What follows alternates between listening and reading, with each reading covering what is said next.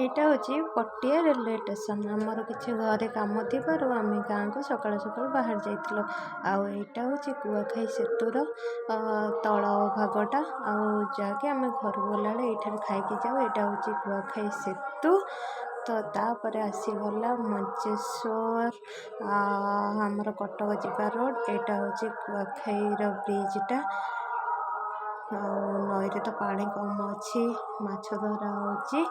ତ ସେଠୁ ଆମେ ଚାଲିଲୁ। ଏଇଟା ହେଉଛି ହଂସପାଳ ଯେଉଁ ଓଭରବ୍ରିଜ୍ ଅଛି, ଓଭରବ୍ରିଜ୍ ତଳେ ଆମ ଗାଁକୁ ଯିବାକୁ ରୋଡ଼। ତ ସେ ତଳେ ଗଲା ପରେ ଲେଖା ହେଇଛି ମୋ ଗାଁ ହଂସପାଳ। ସେଇଠୁ ବାହାନ୍ତି ଆମେ ଚାଲିଲୁ ଆମ ଗାଁକୁ। ତାପରେ ଆସିଗଲା ବାଲିଅନ୍ତାର ଏଇଟା ହାଟ ସାଇଡ଼୍ଟା। ଆମେ ବାଲିଅନ୍ତାର ବାଁ ପଟରେ ଚାଲିଲୁ।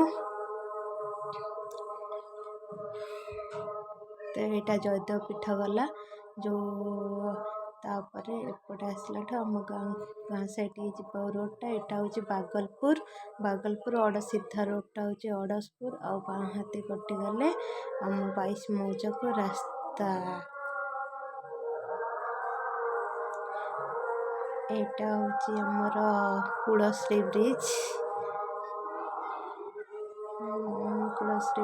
ଏଇଟା। ତାପରେ କୁଳଶ୍ରୀ ବ୍ରିଜ୍ ଗଲା ପରେ ଆସିଗଲା ତୁଣ୍ଡା ରହମ୍ବା ବ୍ରିଜ୍। ଏଇଟା ହେଉଛି ରହମ୍ବାର ବ୍ରିଜ୍। ତାପରେ ଆସିଗଲା ଆମ ଗାଁ।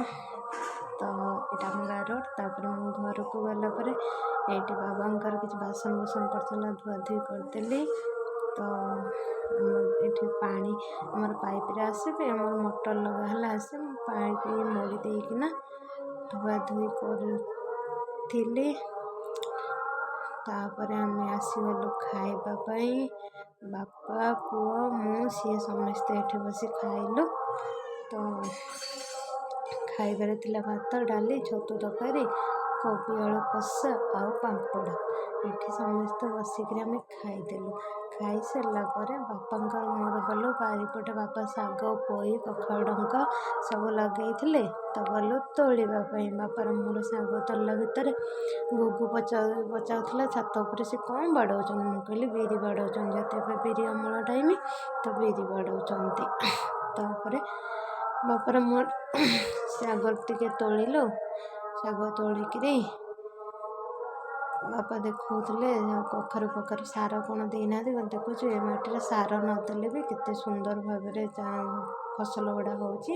ତାପରେ ଆସିକିରି ଆଉ ଲୁଗାପଟା ସବୁ ତୋଳାତୋଳି ସାରି ଦେଇକି ଘର ଟିକେ ଝାଡ଼ୁ କରି ବାହାରି ପଡ଼ିଲୁ ଭୁବନେଶ୍ୱର। ଆଉ ଗୁଗୁ ତାର କ'ଣ ଭିଡ଼ିଓ କରୁଥିଲା। ଆଉ ଏଠି ମୁଁ ବାହାରିଲି ଭୁବନେଶ୍ୱର ଆସିବା ପାଇଁ। ତ ଏଇଟା ହେଉଛି ଆମ ଘରକୁ ଯିବାର ରୋଡ଼ଟା।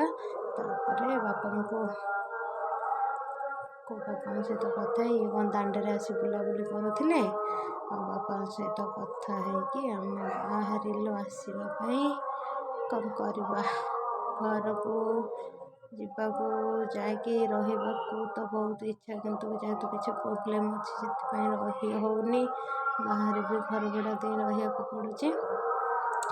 ସବୁ କିଛି ମ୍ୟାନେଜ୍ କରିବାକୁ ପଡ଼ୁଛି। ତେଣୁ ଭଗବାନ କ'ଣ କରୁଛନ୍ତି ଦେଖାଯାଉ, ଆଉ କେବେ ଆମ ଦୁଃଖ ଫେରୁଛି। ତ ଏବେ ଆମେ ବାହାରିଲୁ ଭୁବନେଶ୍ୱର।